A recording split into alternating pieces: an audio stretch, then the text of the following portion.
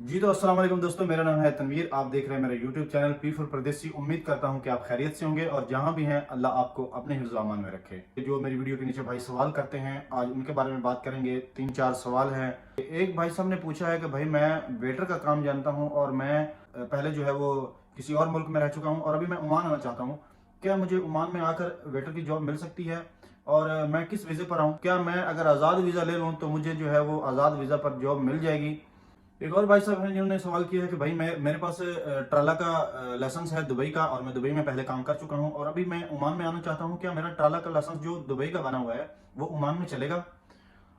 और एक और भाई साहब हैं, वो कह रहे हैं कि भाई मैं अगर कंपनी में आऊं तो कंपनी में कम से कम कितनी सैलरी में आना चाहिए? और भाई साहब हैं जिन्होंने कमेंट किया है कि भाई मेरा 5 साल का एक्सपीरियंस है दुबई का, जिसमें मैंने वेटर का काम किया है और किचन हेल्पर का काम किया है। क्या मुझे कोई वीज़ा मिल सकता है? मैं पाकिस्तान से ओमान में आना चाहता हूं और इस वक्त मैं पाकिस्तान में ही हूं। एक और भाई साहब हैं जिन्होंने सवाल किया है कि मैं एक ड्राइवर हूं और मस्कत में पहले रह चुका हूं और अभी मुझे प्राइवेट वीज़ा चाहिए, क्या मुझे मिल सकता है? और मेरा 6 साल का तजर्बा है मस्कत का। अब भाई बारी बारी मैं इन क्वेश्चन का जो है वो आंसर करूंगा और आपको कोशिश करूंगा कि अच्छे से समझाऊं कि आपको समझ आ जाए। सबसे पहले मैं उस भाई साहब का जवाब दूंगा कमेंट का, जिन्होंने मतलब काफ़ी बड़ा कमेंट किया, लगता है थोड़े परेशान हैं। तो उनको समझाना जो है वो ज़रूरी है कि आप वेटर हैं और किचन हेल्पर हैं, तो आप आज़ाद वीज़ा पर आके यहाँ पर काम आपको मिल सकता है भाई। काम की कोई भी दिक्कत नहीं है। और जिसके साथ आप बात कर रहे हैं कि भाई मुझे आज़ाद वीज़ा चाहिए, तो उसको आप कहें कि मुझे पेपर भी साथ में चाहिए, क्योंकि पैसे तो आपने वही देने हैं। तो उसको कहें कि भाई मुझे आप एक परमिशन लेटर अरबाब से चाहिए कि मैं जहाँ भी जाऊँ मुझे काम जो है वो आसानी से मिल जाए और मुझे लेबर कोड की कोई भी टेंशन ना हो। और अगर ऐसा ना होगा तो फिर आपको उन सिटी में जॉब मिलेगी जिन सिटी में मतलब मस्कत से थोड़ा हट के जो छोटी छोटी सिटी हैं उन सिटी में आपको जॉब जो है वो मिल जाएगी। मेन मस्कत में जो है वो थोड़ा मुश्किल होगा आपको जॉब मिलने में, क्योंकि वहाँ पर जो है वो 24 घंटे लेबर कोड का खतरा रहता है। तो अपने वीज़े से हट के दूसरे बंदे को काम पर रखना ये थोड़ा खतरा मोल लेने का काम है। तो इसलिए मेन सिटी में जहाँ पर बहुत ज़्यादा लेबर कोड का खतरा होगा वहाँ आपको जो है वो काम नहीं मिलेगा। फिर आपको जो आउटसाइड में छोटी छोटी सिटी है वहाँ पर आपको जो है वो कोई ना कोई काम मिल जाएगा। और जो दूसरे भाई साहब हैं वो फरमा रहे थे कि भाई मैं कंपनी में कम से कम सैलरी में कितनी में आऊँ? तो भाई कम से कम जो सैलरी है वो 150 तो होना चाहिए। 20 रियाल आपके खाने के चले जाएंगे और अकोमोडेशन तो कंपनी देगी आपको, लेकिन 20 रियाल आपके खाने के चले जाएंगे और फ़ोन वगैरह है और अदर भी मामलात हैं थोड़े। तो 150 होगा तो 20-30 रियाल आप खा लेंगे, तो उसमें से 120 आपको बच जाएंगे। तो आपके घर का निज़ाम जो है वो बेहतर चल सकेगा।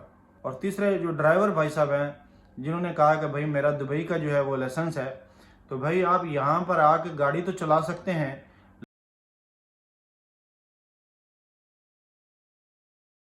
मगर आपको लाइसेंस यहाँ पर कन्वर्ट करना पड़ेगा दुबई का, और उसके बाद जो है आप यहाँ पर गाड़ी मुस्तकिल चला सकते हैं अगर आपने यहाँ पर जॉब करनी है या फिर आपने जो है वो वीज़ा लगवाना है तो। वरना आप गाड़ी जो है वो चला सकते हैं, क्योंकि दुबई के जो ट्राला ड्राइवर यहाँ पर आते हैं वो गाड़ी तो चलाते हैं दुबई के लाइसेंस पे ही, और यहाँ के जो ट्राला ड्राइवर दुबई जाते हैं तो वो भी ओमान के ही लाइसेंस पे गाड़ी चलाते हैं दुबई में। तो ये तो गाड़ी तो कुछ दिन आप चला सकते हैं अगर मतलब आपका दुबई का देखो मेरे वीज़ा, मगर भाइयों, आपने एक यहाँ मैं पर वीज़ा यहाँ पर लगवाना आपको है बात करता तो फिर चलूं उसके लिए कि आपको जो जो है वो लो कन्वर्ट करना कैटेगरी पड़ेगा। के मतलब लो कैटेगरी के मतलब मैं आप किसी को बुरा नहीं कह रहा या किसी को लो नहीं कह रहा। मतलब ये छोटे छोटे जिनके हुनर हैं, जिनके पास मतलब डिश वॉशर हो गया, किचन हेल्पर हो गया, या फिर वो हो गया अपना वेटर हो गया, या फिर और छोटे मोटे जो फ्रूट पैकिंग का काम जानता है, जो अपना लॉन्ड्री का काम जानता है, या फिर जो कार वॉशर का काम जानता है, ये जो छोटे छोटे आप हुनर जानते हैं, इन अगर आप हुनर में आना चाहते हैं तो आप ओमान को जो है वो तरजीह ना दें ज़्यादा, क्योंकि यहाँ पर अगर आपको जॉब मिल भी जाएगी तो उसमें सैलरी बहुत कम होगी आपकी। क्योंकि सैलरी जो है फिर वो कम होगी तो फिर जो है वो आज़ाद वीज़े के भी एक्सपेंसिव हैं, वो भी आप आज़ाद वीज़ा लेके आए होंगे यहाँ पर, तो कैसे पैसे पूरे करेंगे? और हो सकता है कि 2 महीने आपको काम मिले और उसके बाद मतलब अगला बंदा कहेगा भाई बहुत चेकिंग चल रही है और अभी जो है वो काम नहीं है। तो ये मामलात हैं यहाँ पर।